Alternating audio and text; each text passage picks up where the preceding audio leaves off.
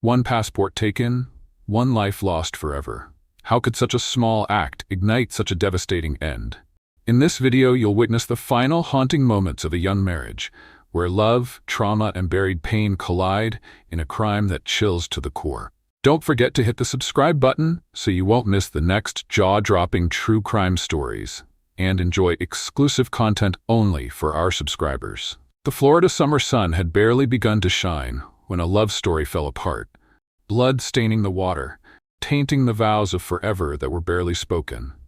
Zeeshan, a 21-year-old pool technician, never showed up for work. A routine call to check on him became the trigger for a nightmare that would leave everyone frozen in shock. Yeah. You don't have anything on you, right? He's been searched like 3 times. Okay, yeah, just want to make sure. Have a chair really quick. A chair? Put your hand in your head. Sure. Your hand in your head.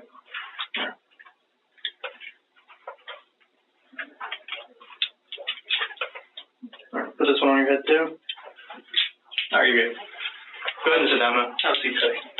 Teddy, you want some water? Something to drink? All right, give me 1 second, okay? I have Gatorade. You want a Gatorade? That'd be better? Yes. It's cucumber melon. Is that good for you? Okay, let me go grab it. Talking to you, you understand what I just told you? Okay. Well, again, I appreciate you coming in. I really do. I've worked here for several years, and for the sake of you, and I talked to your mom, and I talked with, is it Corey? Is that his name on the phone? Cole. He seems like a good friend too, okay? And I'm going to call him after we're done, all right? Because he had some good things to say about you earlier. But for everyone here, you know, and your family, just kind of explain to us, you know, what happened. And if you wouldn't mind just going back to like yesterday. Yeah, just start from yesterday. I had a good work day. Bumped in some good cleaning on some pools. Okay. She went to Ocala, like hang out with her friends. You said she. Who's she? Quinn. Okay. I just wish that she had fun. I was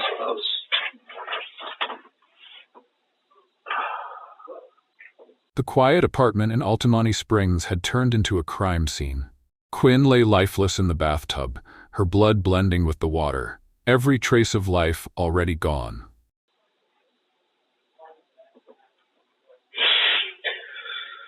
I was eagerly waiting for her to come home, and we have a good night together, go to sleep, and then I was looking forward to wake up today, seize the day, conquer some pools again. But I had some business over the phone, so I wasn't able to make dinner. I cooked 2 cans of Chef Boyardee just so I can fuel myself up for tomorrow.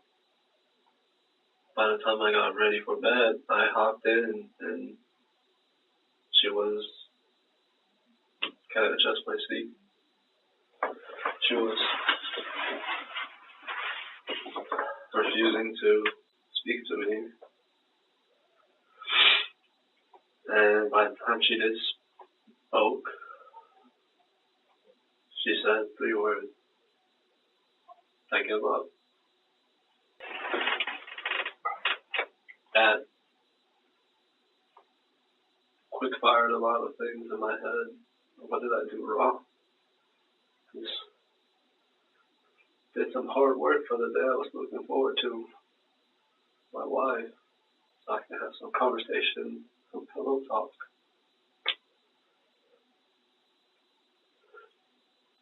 And she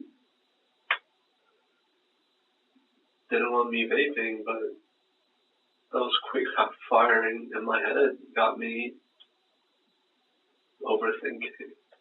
And I just needed something to calm down, so I went to a smoke shop. Got a vape. I've been struggling with, not really struggling with the nicotine addiction, but it's the fact that she kept my word and was like, you said before, like, you have a problem vaping, so I'm gonna make you stop. So I tried several times, and before I bought last night's vape, I bought a vape behind her back, just so I could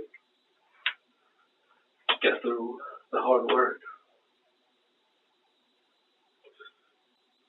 And she found out and threw it away, and we had a talk, and I was like, yes, I will stop vaping. I will be a better man. And the moment she said she gave up, that hurt me inside. Because if she didn't say she gave up and I didn't overthink, then I would have kept my word to make the relationship work. Mm-hmm. But A bottle of bleach, pink rubber gloves, and a room hastily cleaned.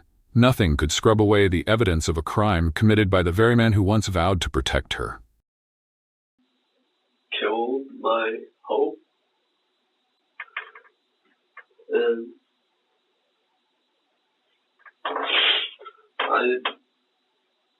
I no matter what, I've always wanted to put myself in to make it work. And it didn't work. So when I came back, she told me she burned my passport in front of the apartment door by like 5 feet, a little to the left, in the mulch. She really did it. She burned my passport.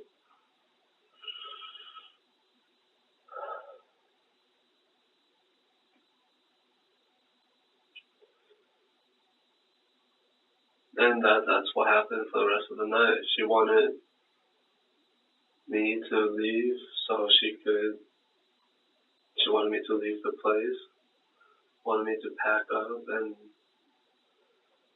leave her alone, or else she would scream, and that would let the next door neighbor know that to report me to the authorities. Okay. And all I wanted to do was just move past from the burnt passport because I could get another one. I just wanted to make it work and go to sleep. It was already like 11:30 by the time the argument ended. It went from 9 to 11. I was ready to sleep by 9, and I had to strain myself to talk to make it work, and talking wasn't enough, and she was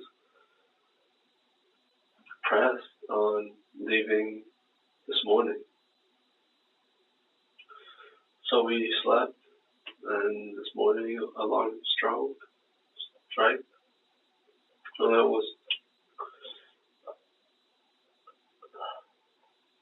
I wanted to make it work. I don't know how many times I had to say it.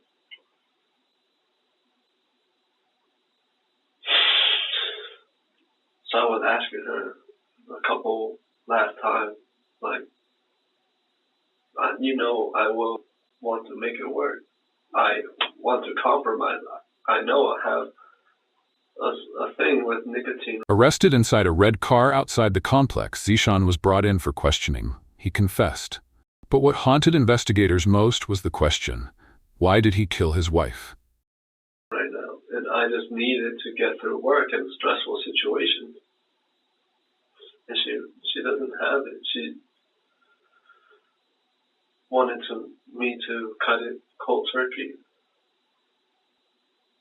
And also, I have been Baker acted twice because I hurt myself. And you know what, I don't mean to cut you off a little bit, but for me, sometimes I like to go back a little bit and kind of fill in some gaps.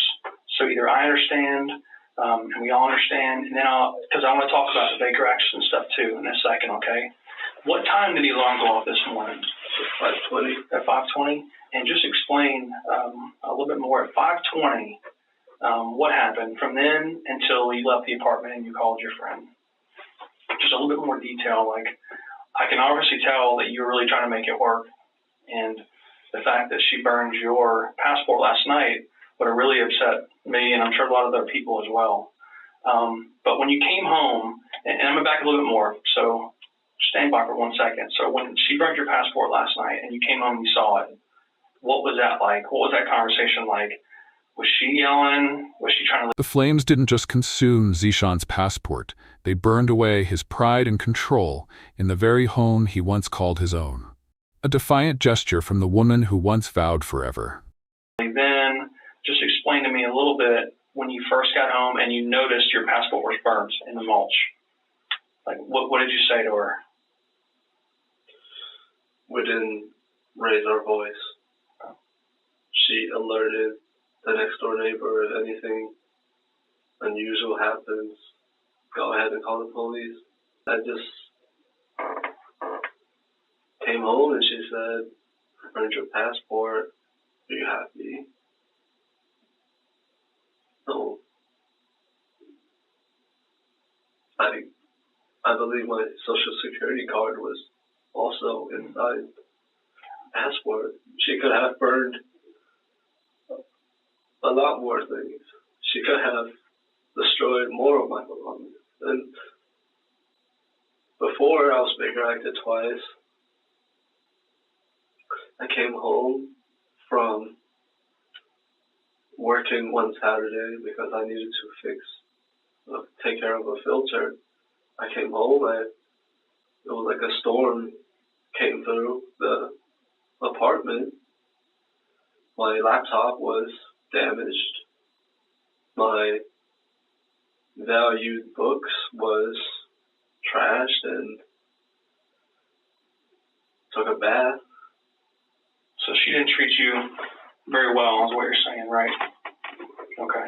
But when you noticed that your passport was burned, what did you say to her? Like, what were the words that came out of your mouth? I mean, I would have been upset, but I wasn't there. So tell me what you said to her.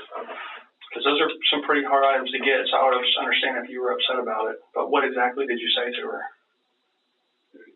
I asked her I told her I could always get a new passport. That's no big deal. I could maybe get a new social security card. It's like I forgave her up front, and all she said was,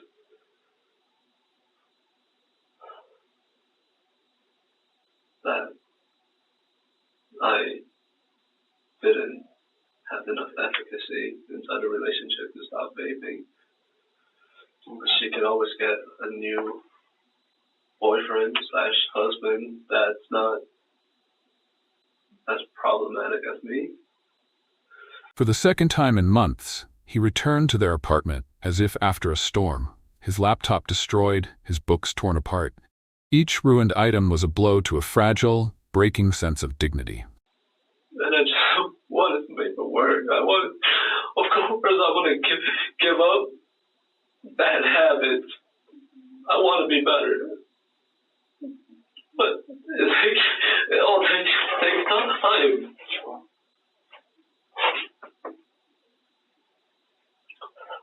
She also, the last time I was making active, I lost some friends, and she told me she called my friends last night after she burned my passport, like, "Hey, your friend's kind of failing in life. He can't make it. He won't be fruitful in his becoming of a better person. He's always going to be like this." So she was telling your friends last night that you basically weren't like a good person, we're going to fail in life, and she's telling all your good friends all this, right? Another layer to the toxic cake, Zeeshan says that Quinn would actively belittle him to their mutual friends. This is a verifiable claim, which detectives would further investigate and gather statements on. You know, remember what friends she told? I don't remember. Okay. So she's making you look bad in front of your friends. Okay. So at some point you guys go to bed. You said the alarm went off at 5:20 this morning. But before y'all went to bed, she was okay? You guys went to bed at the same time together? Did you sleep in the same bed with her? Did she sleep somewhere else? We slept together. Okay. What time did you guys go to bed? Like past 12. It was after midnight? Okay. Explain that. So when you guys got in bed, how was that? She didn't want to be in the same bed as me, and I just wanted to hold her and reassure her that everything's going to be okay, that I'm going to turn out better. Mm-hmm. I wanted to let her know, like, it does take time. I don't remember how many times I've had to reassure her. And she, after telling her that we both quietly go to sleep, she was not, doesn't have the efficacy still. So eventually you guys just fell asleep. How long was this conversation? I don't remember. Like an hour or two? Or were you up all night? Did you go to bed at all last night? Yes, we went to sleep. It was like an hour-long conversation in bed. Was it 2 hours, 5 minutes? I'm just trying to see if I can visualize it a little bit better and understand what you went through. It felt like at least 1 hour. About an hour? Okay. You guys didn't wake up in the middle of the night? Zeeshan tried to sleep beside her as a silent plea for peace. He said he wanted to fix things, but every word of reassurance only deepened the void growing between them. Talk about anything else? Okay. So 5:20 hits. What happens at 5:20? My alarm went off, and I gave up on the alarm. So we actually woke up at around 6:30. And I woke up and I was like,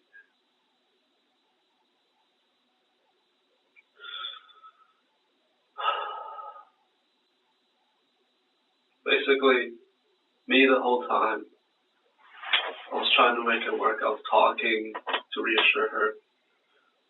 And she said since last night that she was going to move out. She was going to pack her stuff when we woke up. And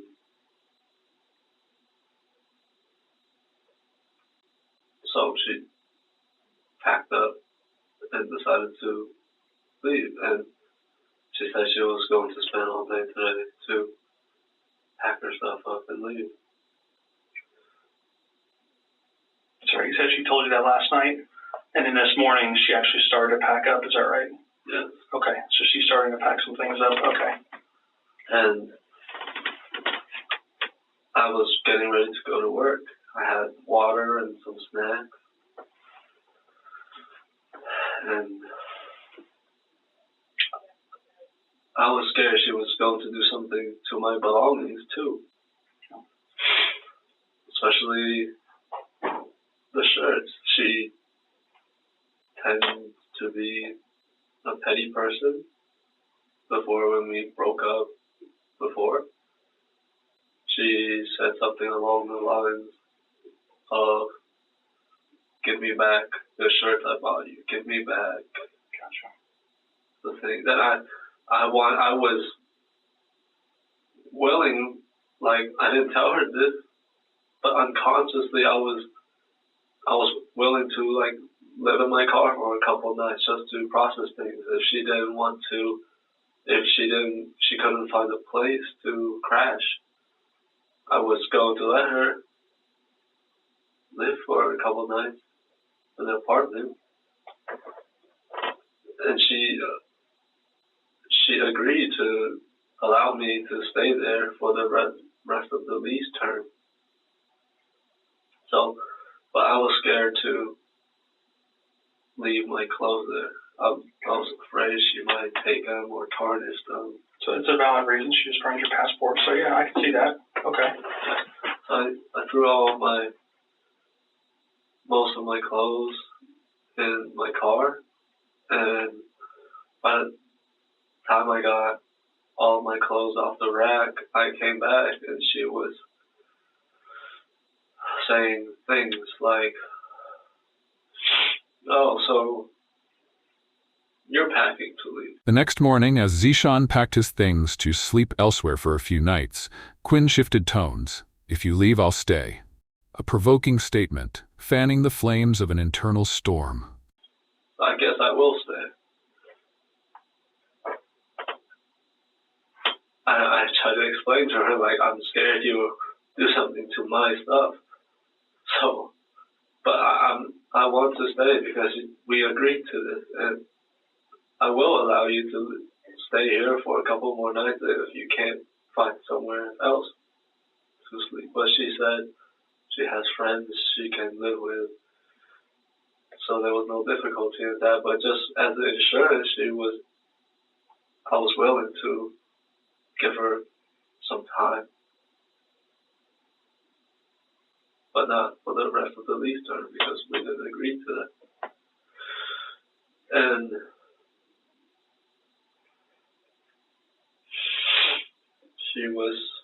my head was hurting. It was in the top of the morning. I didn't take my medicine last night. I couldn't find it.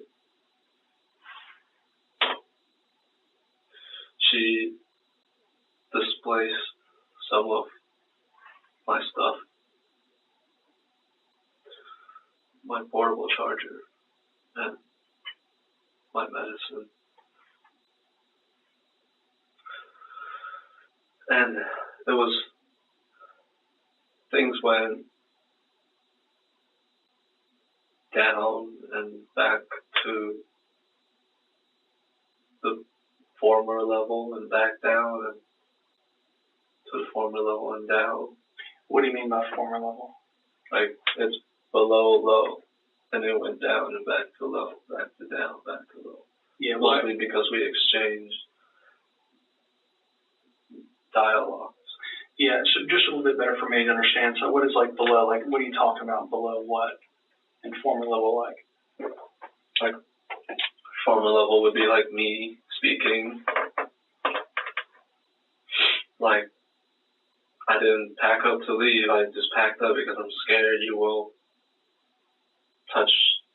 alter my stuff. Mm-hmm.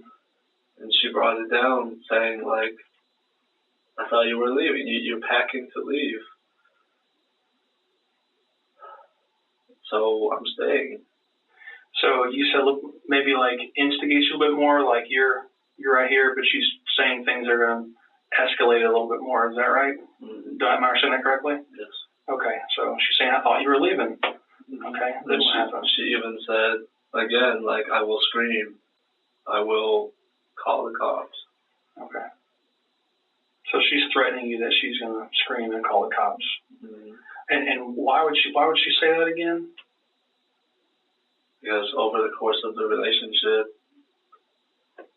she felt like I haven't made any progress in terms of bettering myself.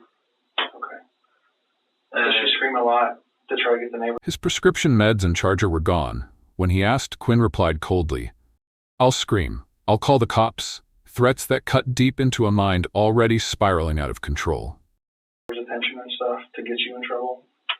she communicated with the neighbors last night. She told me.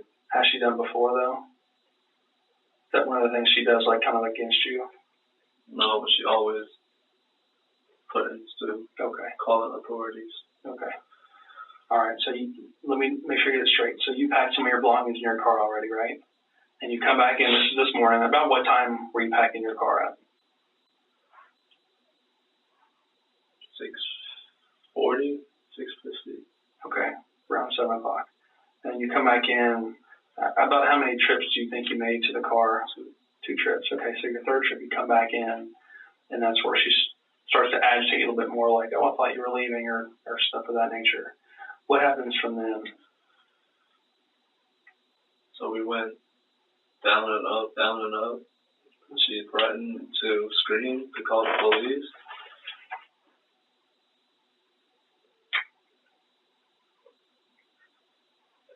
And I was more angry than annoyed or agitated. I was at a point where my head hurt the most in my life. I tried to ask her where she put my medicine, where she put my portable charger, and she wouldn't tell me. She just kept threatening to, I will scream. I will call the cops on you. I will throw you in jail. His head was spinning, his meds gone, the migraine pounding like an internal storm. That morning, Zeeshan scrambled for stability as everything slipped further from his control. Obviously, I didn't want that, but I wanted my medicine, and I needed my portable charger. And I needed to go to work because I had planned to be at work at 7, but I had put a lot of time into trying to convince her that I do want to make it work and that I have unlimited efficacy to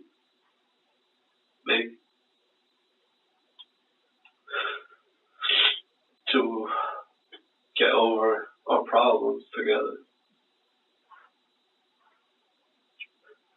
But it's not successful. And at that, And for her, I think she deserves it, as well as yourself, to kind of get this out. I know it's tough to talk about, but this is part of the process, Teddy.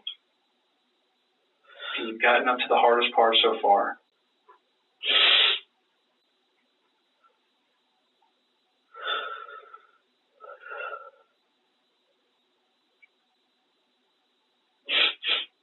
I can tell you everything that happened afterwards, but Did she fight you at all? fight me Was she fighting you? verbally. Verbally? She's being verbally abusive to you? At what point did it become physical? You know, because a person can only take so much of verbal abuse. I understand what you're saying. At what point did it turn physical with y'all two? And where were you in the house, or were you outside?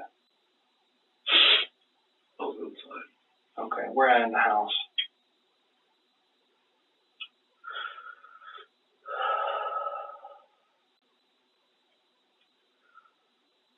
I was by the wall divider, facing opposite from the entrance of the kitchen.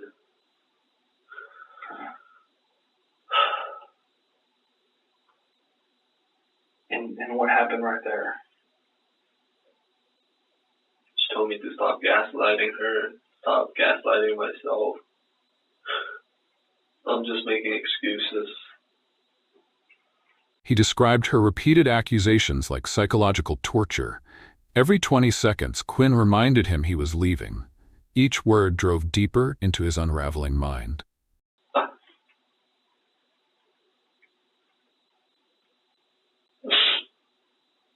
She said it since last night that I'm just manipulating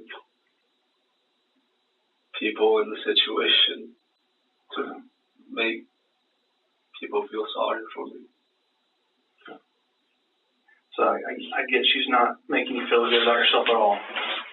So when you're at that corner in the house, what happened right there when it turned physical? What was the first thing that happened between y'all two? She's obviously making you feel this big about yourself. You're worried that your clothes are going to all get damaged. She's making you feel terrible. She's calling your friends. I understand that. I just need to know at what point and what happened when it turned physical between you two. What was she saying and what was your reaction?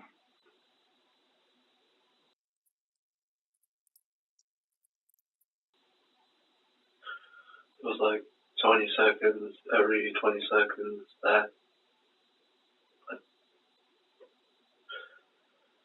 repeat what I have said, like I want you to move out and not scream and not make it so difficult for us.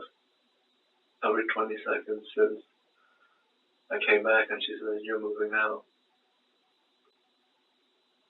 Every 20 seconds or so. She always deflected it and said the same things back. I felt so useless. My head was hurting, and I was thinking to myself, like, you really fucked up. You really got yourself and her to this point where it's no help.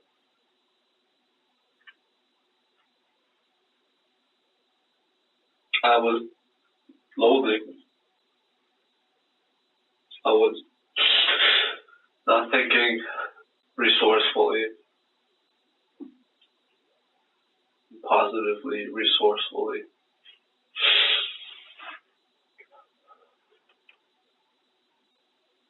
And what happened at that point,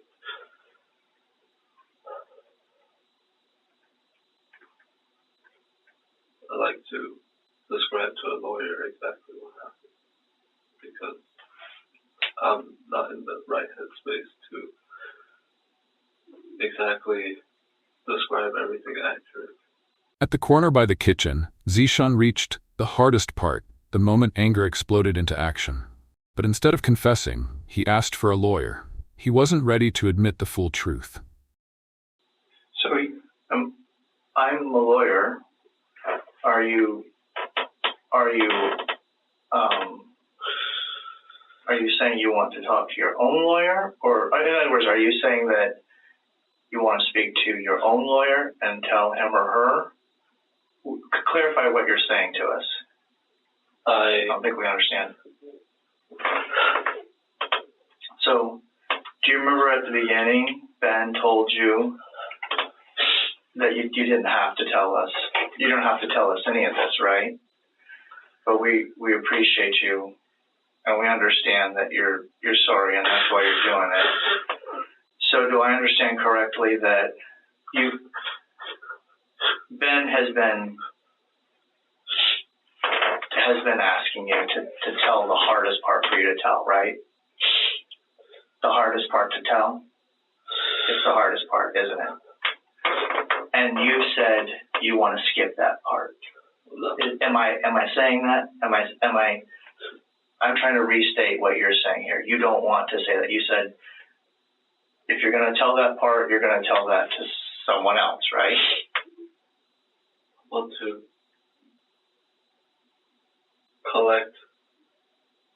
recollect my memories and my emotions so I can tell it to my lawyer when it's time to. When you're ready to do that. Yes. So then you said that you were getting ready to talk about that part.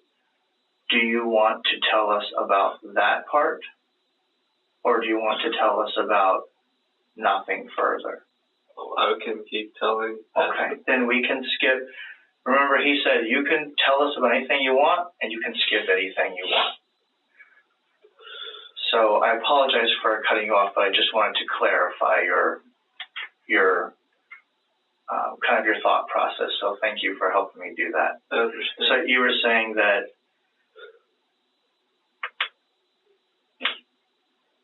I called my mom. I tried to call her several times, and I couldn't get a hold of her after calling her. while you were still at the house. Yes. And She didn't answer. She didn't answer. It was. Desperate and cornered, Zeeshan called his mother. When her voice finally answered, he broke. He confessed everything. And she, stunned, dialed 911 without hesitation.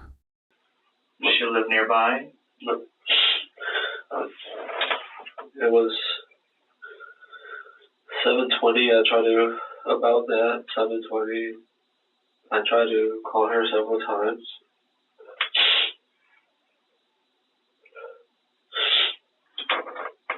I couldn't call her,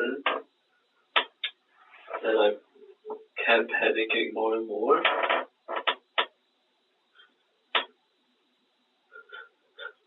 And she eventually called me.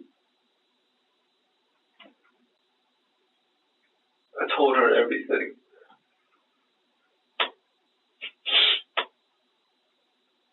And called the police.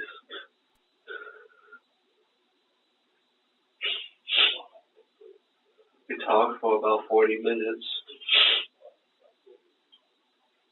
I still could not process what was going on, what happened. So I turned to my friend, Cole. I called it.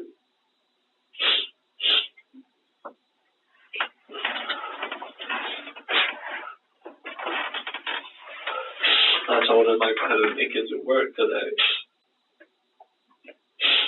I told him I wanted him to work hard and become successful. I wanted him to take care of his family. He asked me what happened. Is me and my girl doing all right?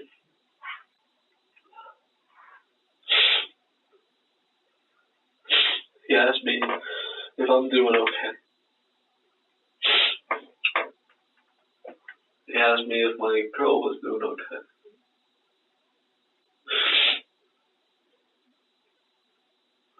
He then phoned his best friend, the one who once helped plan a future. Between awkward jokes and fragmented thoughts, Zeeshan spilled the truth, buried in a flood of panic and guilt. And I told him what happened.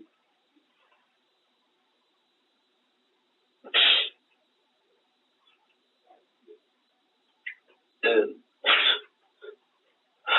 he threw around a joke or two, like what happened to my plan that he agreed to help me with taking care of my dad. Yes, he said, well, you're putting more work on us as a company. We gotta fill in what you wouldn't be able to do today.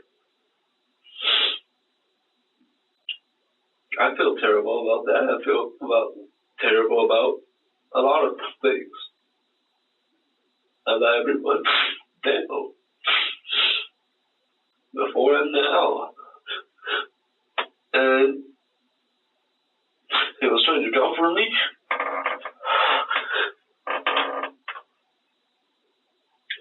He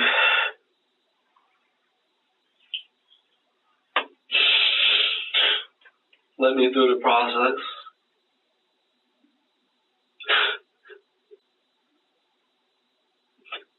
And I did that.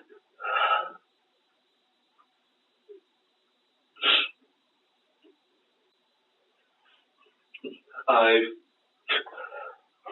never admitted much to becoming a Christian, but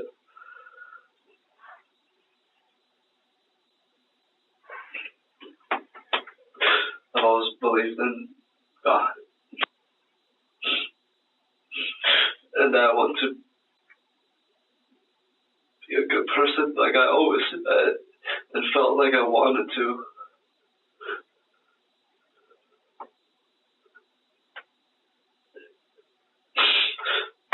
And I broke down even further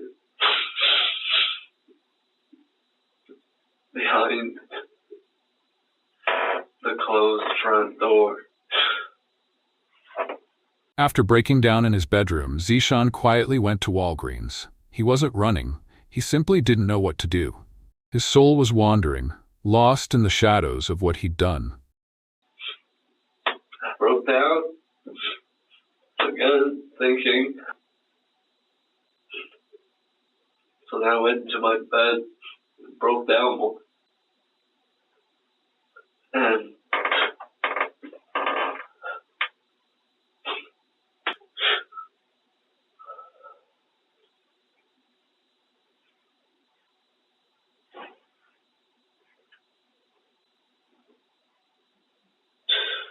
I couldn't think straight all morning.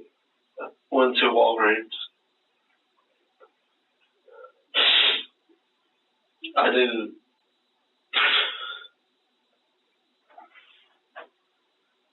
don't think anyone would say or think or feel there is a reversible process. There's no way to start the day and make different choices.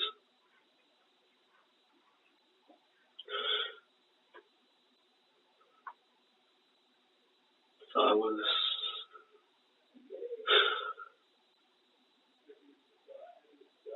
just enjoying the last bit of freedom I had, the last bit of time that me and her would have enjoyed together in different circumstances. She loved chocolate. I loved mint chocolate. So I went and bought some. You said at Walgreens? Yeah. Which Walgreens? The one on the state road right down the street. I was crying inside the store.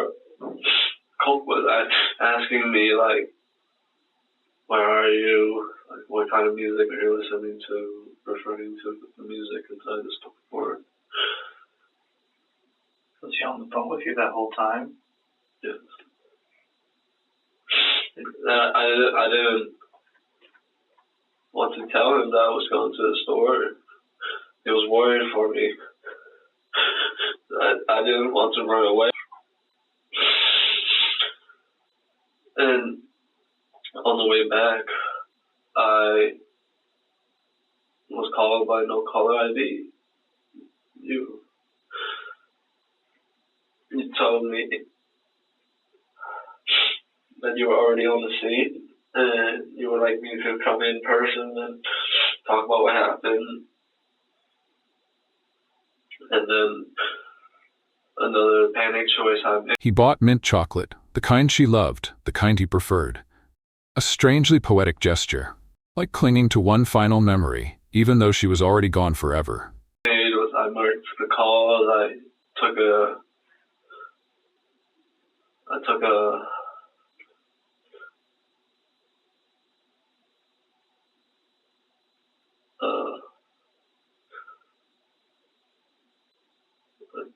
detour, trying to eat the chocolate. Also bought a Tylenol.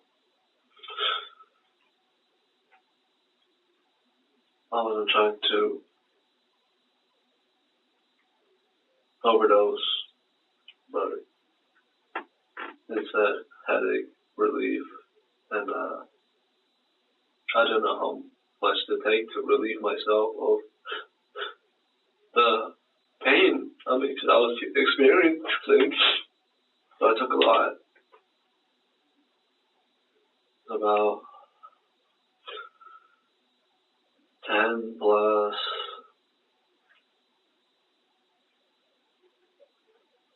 2 palmfuls, not full palmfuls, but like 1 full palm of Tylenol.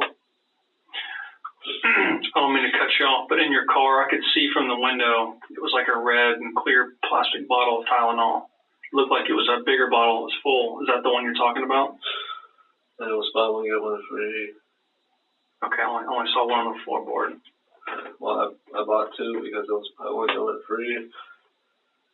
I didn't know how much I needed to take to relieve myself of the headache. I can tell you I had no intentions of killing myself or overdosing. Just wanted to support the business. Okay. Your head was still killing you, like before. It's way more. How's it now? Okay. What causes your headaches? Just situations. I mean, is it stress or is it something medical? If you would like to consider it medical, because I missed my evening dose last night. So you have like you have chronic headaches, chronic migraines? When it comes to situations where she instigates, or stress makes it worse. Right, or like if I'm just working hard and I'm putting stress on my body. In the grip of a splitting headache, Zeeshan took over 10 Tylenol pills. He claimed it wasn't a suicide attempt, just a desperate way to numb both his body and mind, but it only drained him further. And I feel uncomfortable, and that's when I vape. So what do you take? Do you take prescription medicine for your headaches?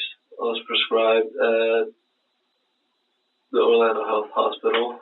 So like, is it like Imitrex or Mirtha, something? It's a headache medicine? It's a mood stabilizer. Okay. So it's not specifically a headache medicine. It's do you know what it's called? It starts with MIRTH. Do you know, and you got it at Orlando Health when you're vapor acted? Okay. And is that the only medicine you take? I was supposed to be prescribed with more, but I couldn't afford more. Like they gave you prescriptions, but you couldn't fill them? Yes.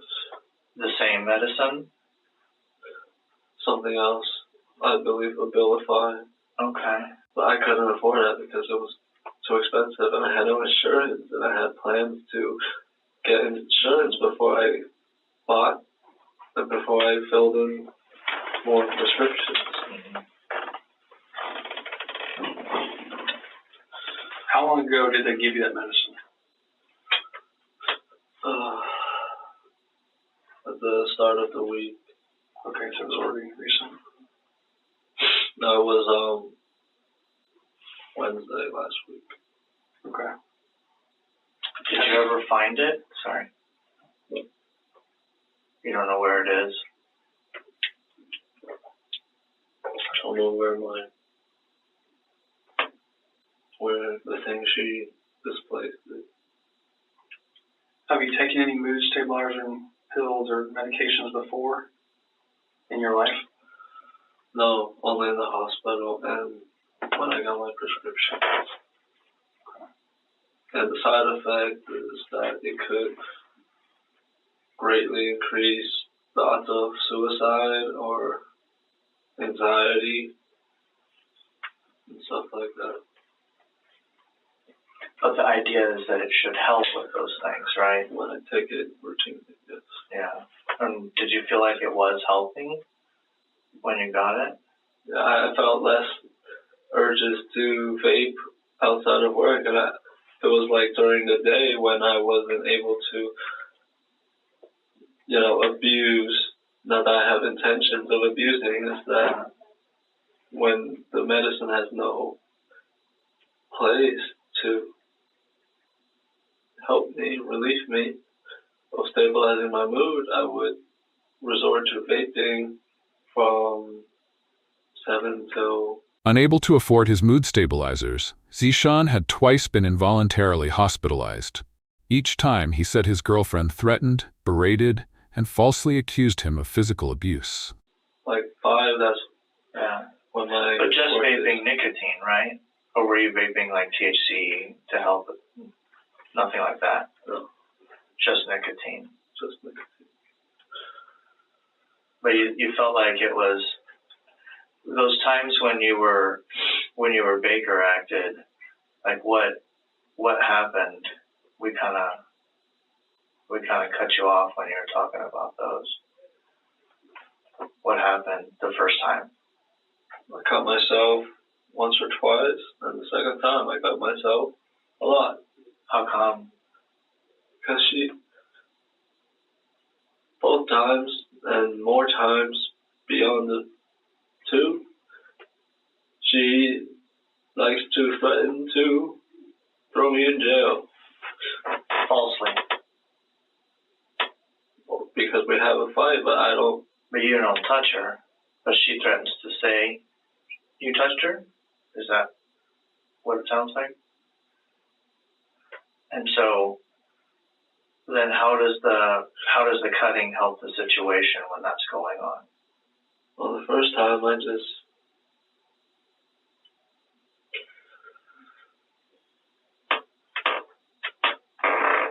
both times she would talk down upon me. And the second time she was going hard on me with words, with dismissal, like, it's my problem, it's not her problem, so I'm gonna have to address myself. So About the vaping? About, lack of a better word, feeling sorry for myself. Like talking like I have no efficacy or drive to make it better. And she would like to go on the phone with her friend openly in front of me and talk like, oh, he's such a piece of shit. He likes to not take accountability. He's not responsible. He makes such unhealthy habits and decisions. And like doing it so you can hear it. Right. Like to hurt your feelings intentionally. Right. And her friends would reciprocate her back. It's like a positive feedback loop. Mm-hmm.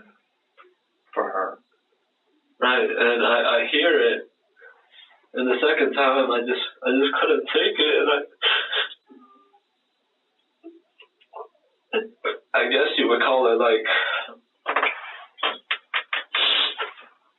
like a fantasy, like, oh, it will all work out. She will come around.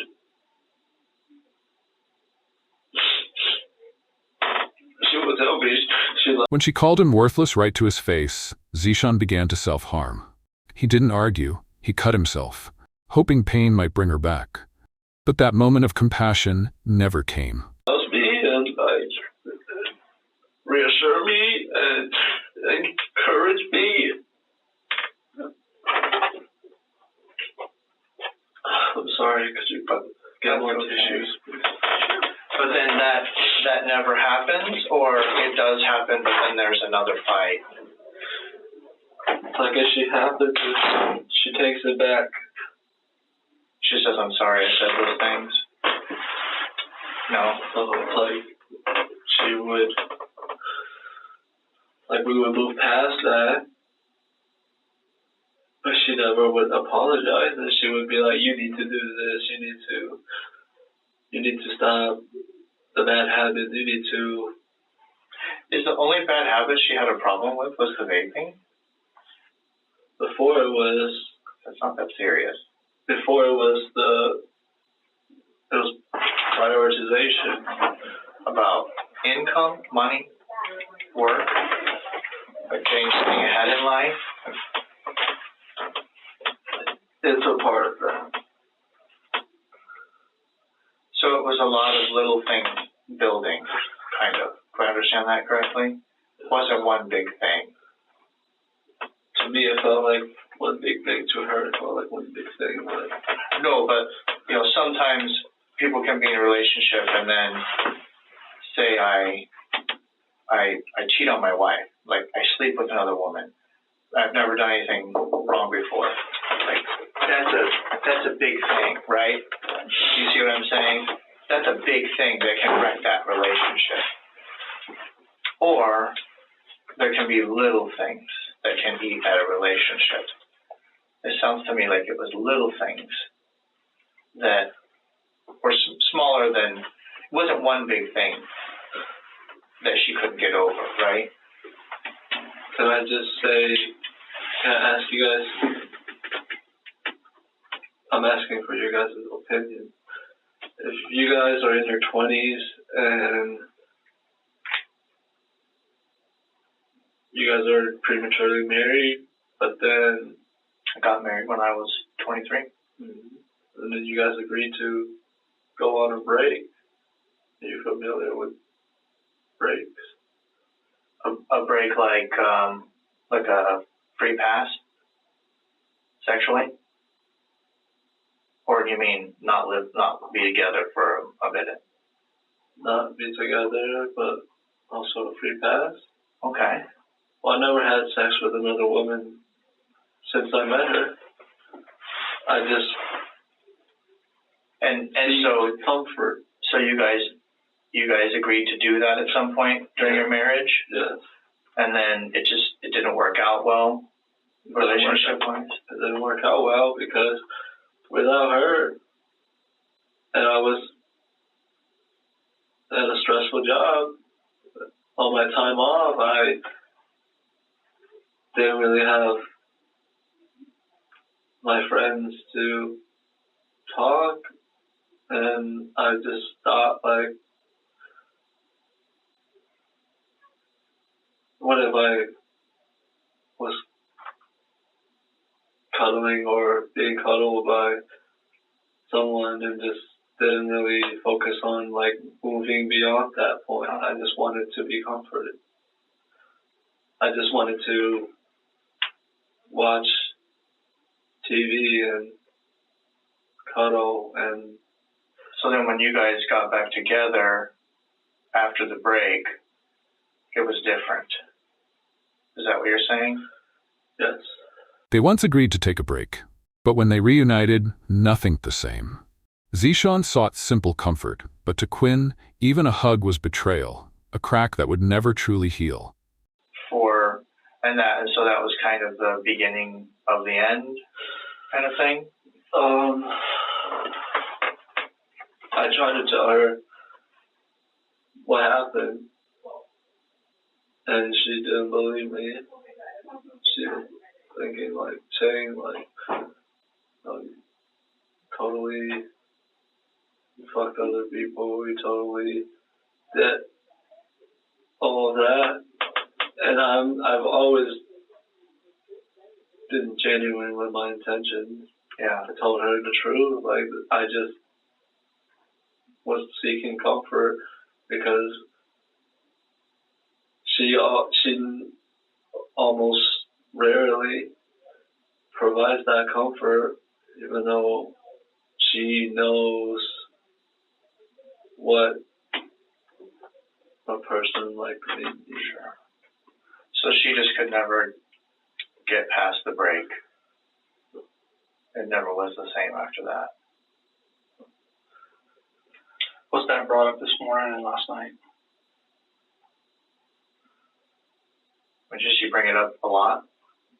Just, I believe it was brought up last night.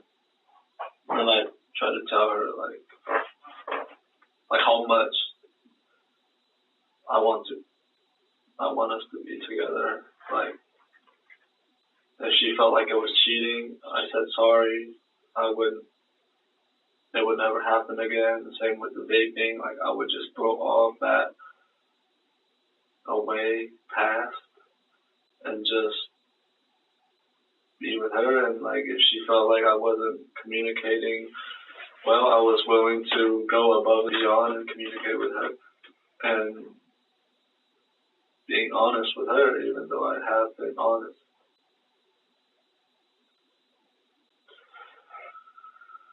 So it's more or so that I have nothing more to prove, but I still had to prove more. I still had to prove myself more. And I had nothing more I could use to show her that I really mean this and that I really want to try.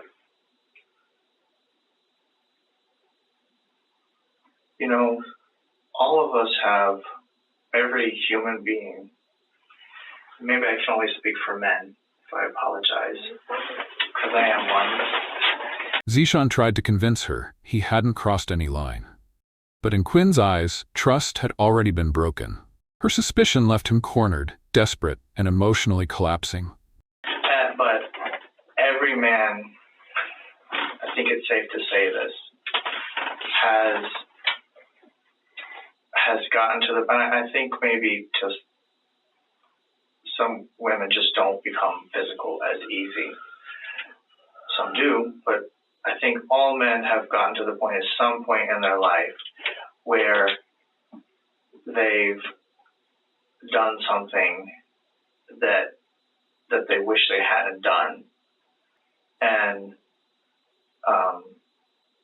because of anger, or because of sadness, or because you just feel like you're pushed too far.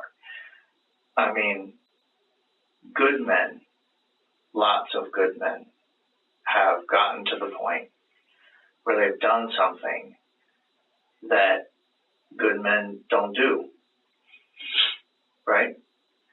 Doesn't mean they're not a good man. It means they did something that they shouldn't have done. I've done it. Every adult male that I know has done that at some point. And sometimes that's physical. But when you do something physical, when you punch your friend because he says something you don't like, right? Or when somebody does something because they've had too much to drink, or because someone pushes them too far. You do that thing, but then you immediately realize that what you've done, what you've just started, is wrong because you're a good man, and you stop. Because the way I have felt it before, and that's the only way I know you can't be in my head, and I can't be in yours. So I'm just telling you from my experience and just trying to understand your experience, is when I feel it building and I'm feeling the desire to do something that I know I should not do, my emotions are telling me to do something, but my rational brain is telling me, don't do that thing. And I know what that thing is. I know that thing is violence, right? That's why I say all men, because I think all men have that built-in ability to be that way. But when I feel that coming... The detective tried to build rapport through a vague analogy that all men have lost control out of anger. But beneath those words lay an uncomfortable truth. Quinn had endured more than just one act of violence. My brain tells me, I know I'm angry, but I can't do this thing. Do you understand what I'm saying? I hear you. Okay. So that's my question is, how did that, if you feel it building, then what made you make the choice to go forward with what you were feeling rather than go away or not make the bad choice? You follow me? Can you repeat the question? So when you feel the anger building,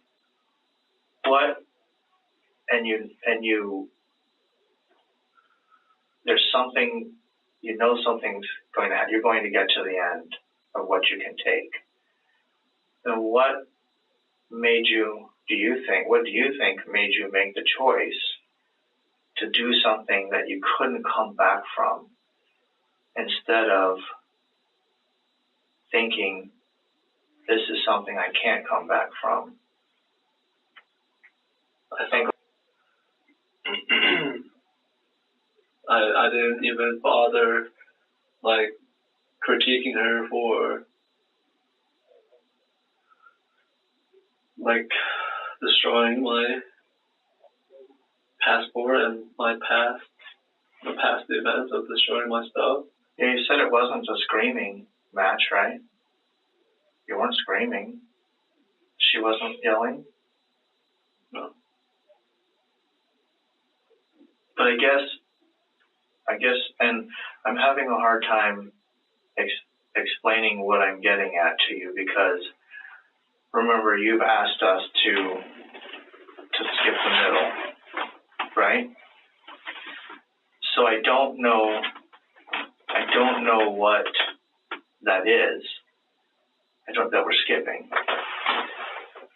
But there has to have been something. There has to have been something that started, that could have stopped before it got to the end result. Do you understand what I'm saying? So imagine I'm having an argument with my friend, right? I'm arguing with my friend, and he's getting more angry, I'm getting more angry. He's getting more angry, I'm getting more angry. And then eventually he pushes me over the edge, and I pull my hand back like into a fist, right? So he's pushed me over the edge, I pull my hand back into the fist. But my brain is still working, right? I can punch him in the face. At every step, Zeeshan had the choice to stop, but he didn't. Each strike, each stab was deliberate. No one forced him to continue. He chose to, until the moment passed the point of no return. In his living room, right? Or I can stop, right? If I stop, it's over. I have used my head to overcome my emotions. But what if I do hit him? Okay, I hit him once. I can't come back from that, right? But I have another choice. I knock him on the ground. I can leave it right there, or I can jump on him and I can hit him again. And then I have a choice after that. I can hit him again. You see what I'm saying? Do you understand? Then I can hit him again, and I can hit him again, and again, and again. And every time, I have the choice to stop hitting him. Right? And then, after he's unconscious, I can pull out my pocket knife, and I can stab him in the chest. And I can do it again and again and again. But every step along the way, I have the ability I'm making that choice. I think after making the first choice, such as pulling your fist. Yeah. Zeeshan spoke of a childhood drenched in violence, where there were no warnings, only sudden blows. For him, when anger surged, it was always an all-or-nothing eruption with no restraint. I can't come back from that. My friend knows. That's what I'm asking you. It's not all or nothing. How did it get to it's all? I want to talk about the way I grew up. In my point of view, I'm pretty sure everyone growing up has experienced physical abuse from our parents and, say, other people. And all the times I experienced it, it wasn't halfway. It wasn't halfway. It was like my dad would beat me and my mom just spontaneously. When I made a mistake practicing the piano, my instructor would beat me with a pencil. There was no holding the pencil. No threat. If you make a mistake, I'm going to hit you. It was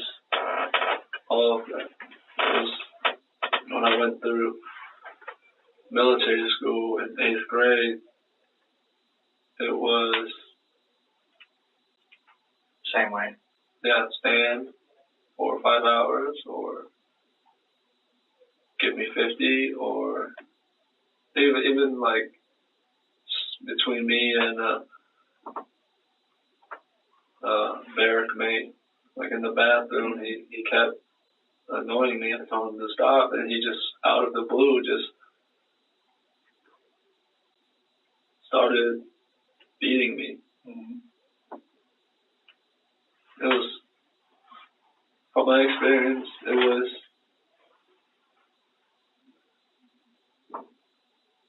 spontaneous execution. So, are you saying that you don't think that you have the ability to make a choice when you're in that position with your hand cocked back when your friend's making you mad? You're not saying that, are you? You seem pretty intelligent. Right, and I'm also very emotionally irrational. Something that's a very bad combination.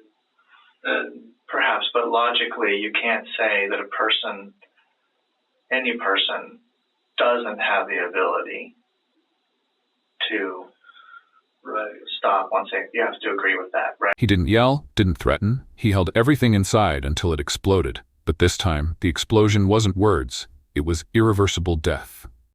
But it could be harder. I don't hold my fist up. I don't grab the knife and threaten. I do nothing and hold it in until and then you my go all the way. Point. Okay, that's fair. That's fair, and you know that about yourself. That's an important part of it. Is it fair? Is it? It's understandable. How about that? So, after you realized, after everything was over, you said before you called your mom,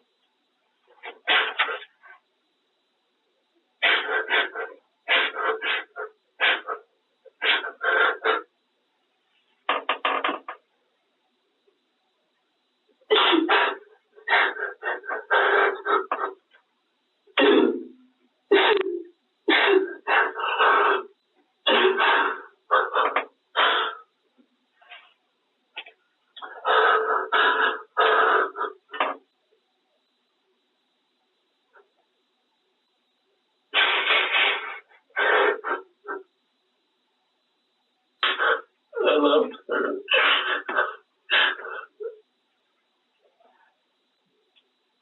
When did you call your mom?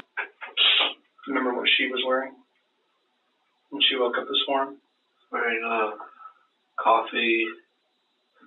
large coffee t-shirt, and she was in her panties. What color was her t-shirt? Like my t-shirt? Her t-shirt. It was coffee. Oh, a coffee. Oh, okay. I thought you said large coffee in the front. Okay. It's like a brownish color. Okay.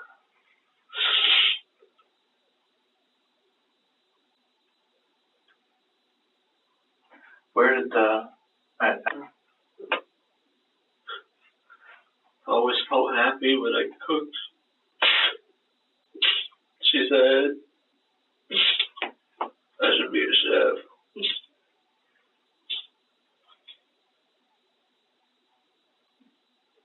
I put all my love into cooking, taking care of the place. Zeeshan recalled the small things he did to save the marriage: dinners, fabric softener, clean clothes. Now those memories remain unworn, folded into silence.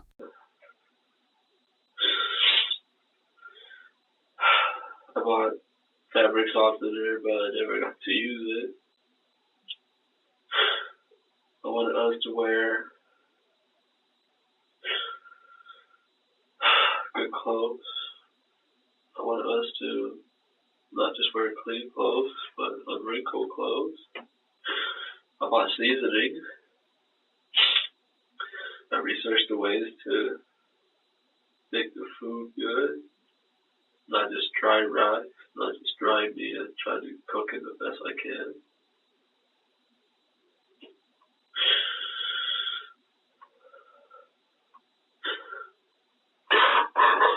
I thought everything was gonna be okay. I was thinking about the things I would say to her. Which would have been what?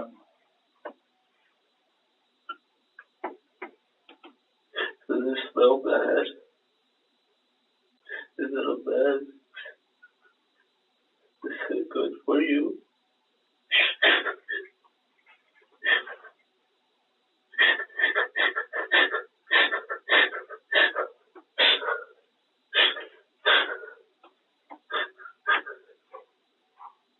Please don't go. I want to make it work. I don't want to. If she was here right now with us in this room, what would you tell her? In this room? Right now. Right now. She's here right now. What would you tell her?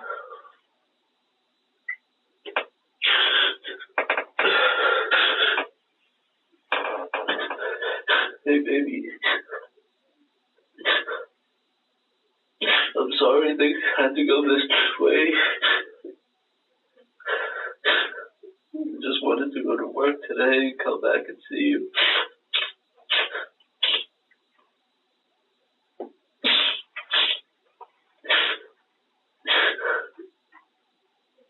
If he could speak to Quinn one last time, he'd say he was sorry, that he never wanted it to end this way. But that apology comes too late. The one he loved can no longer hear him. I just wanted to be with you. I don't want to be with anyone else. If we were on break again, I wouldn't want to touch another woman. I wanted to get myself back there. I want to go get home. I wanted us to compromise. I don't want you to leave. Is that ultimately is that why you did it, Teddy? You think she was going to leave you and never come back and leave you all alone?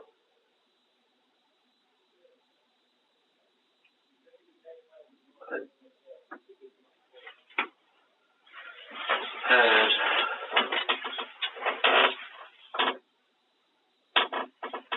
I don't know if you guys have been in the same situation where you're Pinocchio, you're the boy who cried wolf, and all you're willing to do is anything to not be the boy who cried wolf. Well, remember, the story of the boy who cried wolf is that the boy who cried wolf falsely stated that there was a wolf among the sheep multiple times, right? So that when it really was a wolf, no one believed him. Is that what you're saying that you've done? That you falsely stated that she's done bad things when she hasn't? Ultimately, it's different reasons, but the same disappointment. It's the same degree of failure. First, it was we were on a break, and through her definition, I was cheating.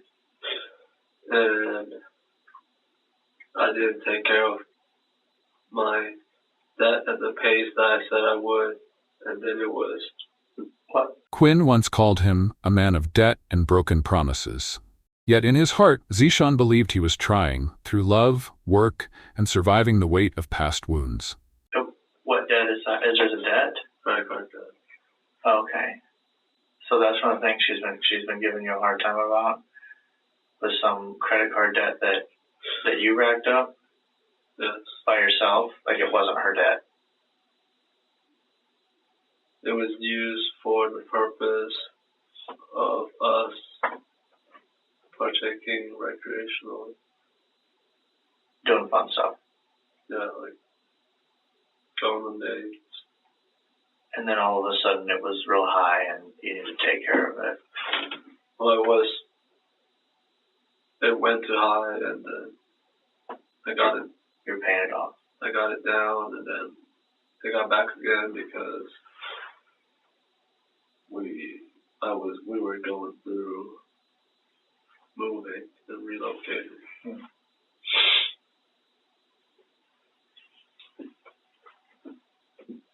It was also because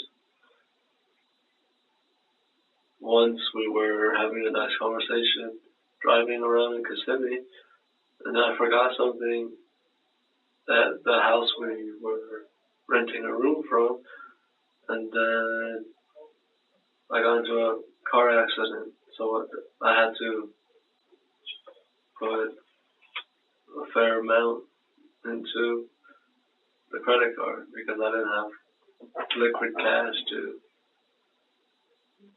say, deposit to get my car back, so I had to. Emergencies. Yeah. And it was also about the nicotine. It's just a series of failures that should be accepted no excuse from. And then today, she said it was over. That's over. It was. And you couldn't stop that from being true. You couldn't talk her out of it, right?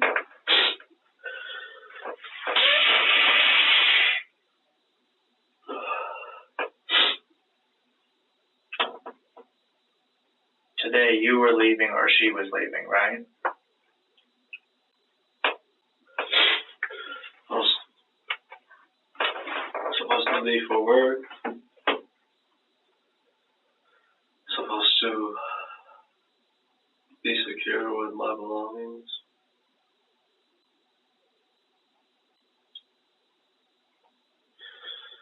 And she had no work.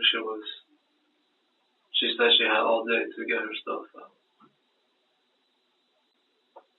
So it was over today.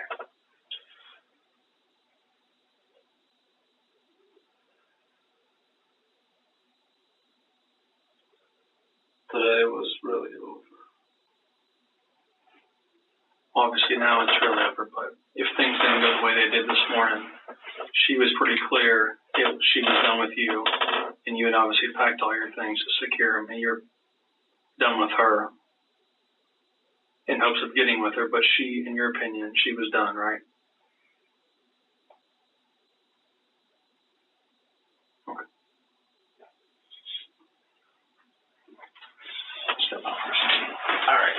Give me 1 second, okay, Tony? Thank you for listening. Absolutely. Thank you for telling me. That morning, Quinn said it clearly. It's over. She packed her things while he begged. But this ending wasn't just a breakup. It was the irreversible end of a life. After killing her, Zeeshan carried Quinn to the bathtub, played her favorite song, and held her hand for 10 final minutes. He never called for help. Only silence remained, and a will that had given up. Zeeshan Yang took the life of the woman he once called his wife. Despite claims of trauma, mental instability, or heartbreak, the court will face only one truth. A woman is dead. He is currently charged with first-degree murder and evidence tampering, charges that may lead to life in prison without the possibility of parole. What do you think about this case? Leave your thoughts in the comments and hit the subscribe button so you won't miss more shocking cases and gain access to exclusive subscriber benefits coming soon.